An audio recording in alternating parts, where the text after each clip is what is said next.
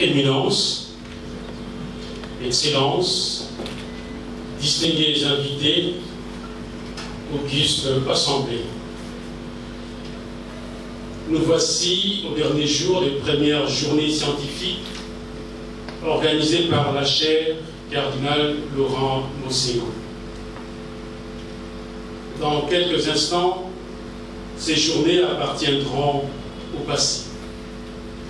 On entendra dire « Oh, ces journées ont vécu » ou encore « De tel jour à tel jour, nous avons pris part aux premières journées scientifiques de la chaire cardinal Laurent Mosengo ».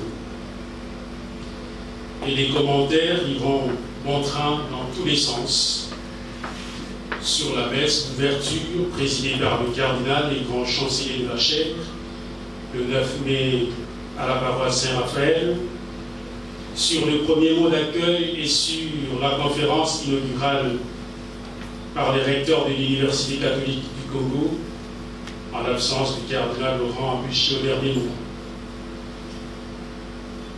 On parlera des conférences de la première journée, qui nous ont appris que l'Université catholique peut être présentée comme un paradigme d'école théologique par sa communauté scientifique, ses maîtres, ses méthodes.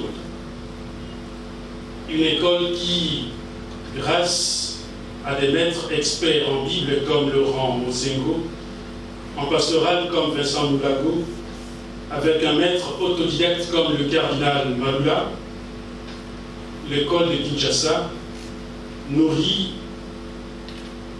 la noble et légitime ambition.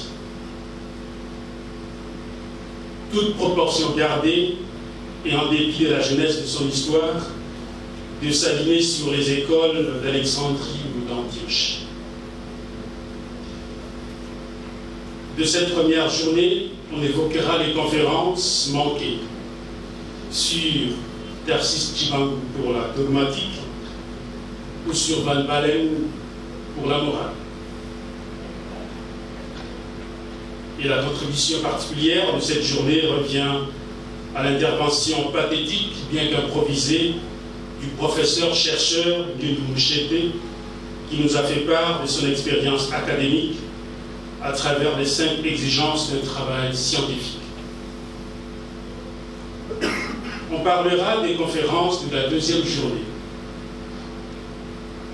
Nous avons suivi, d'une part, la question de l'apport de l'école de Kinshasa en patristique et en patrologie à travers sa méthode historico-critique appliquée au domaine tel que la théologie pratique, la théologie politique ou la théologie de la création. D'autre part, il a été fait mention de l'interdisciplinarité qu'appellent les sciences humaines pour l'analyse du vécu de la foi du peuple des dieux et pour participer tant soit peu à la transformation des sociétés en prétentation à la vitalité de la spiritualité environnante. En outre, nous avons été édifiés par la présentation pratique des travaux de recherche dans certaines institutions universitaires de Kinshasa, présentation portant plus sur leur forme que sur leur contenu. Avec compassion et pincement au cœur, nous y avons noté les défis auxquels sont confrontés les disciples d'aujourd'hui dans l'application des normes nationales et internationales de recherche scientifique cohérentes et rigoureuses. J'avoue que ces premières journées organisées par la chaire cardinal Laurent Mosengo ont été riches en enseignements et en renseignements. Je remercie les organisateurs pour cette initiative et cette volonté d'entretenir la flamme allumée par les anciens afin que le chemin des générations futures continue à être éclairé, afin qu'il brille des mille feux pour dissiper l'ombre de l'ignorance et de la paresse qui veut que l'on vive des œuvres qui ont fait la renommée des autres. Aujourd'hui encore, je reviens sur la boutade du premier jour, boutade qui vaut toujours son pesant d'or. Les chercheurs qui cherchent, on en trouve. Les chercheurs qui trouvent, on en cherche. Mais Notez qu'en effet, en science, on doit croire que c'est à force de chercher, avec patience, persévérance et ascèse, que l'on trouve. Trouver, c'est-à-dire aboutir à des résultats scientifiques porteurs d'espérance pour notre peuple et qui nous rendront compétitifs et crédibles dans le monde impitoyable de la recherche, un monde où l'on ne prend pas en pitié les faibles ou les farnientés. Pour ce faire, il est donc du devoir des maîtres d'hier et d'aujourd'hui de continuer à initier les disciples et par des méthodes rigoureuses de recherche et la passion, dans le sens d'un amour fort qui implique souffrance et sacrifice, passionnant du travail bien fait et à les intégrer dans la communauté scientifique. Cette intégration se fait et se fera à travers un échange diachronique, dialogique et dialogique permanent avec les pères de l'Église par la lecture des œuvres ou des écrits des maîtres vivants ou morts dans le respect de la tradition et des traditions de l'Église.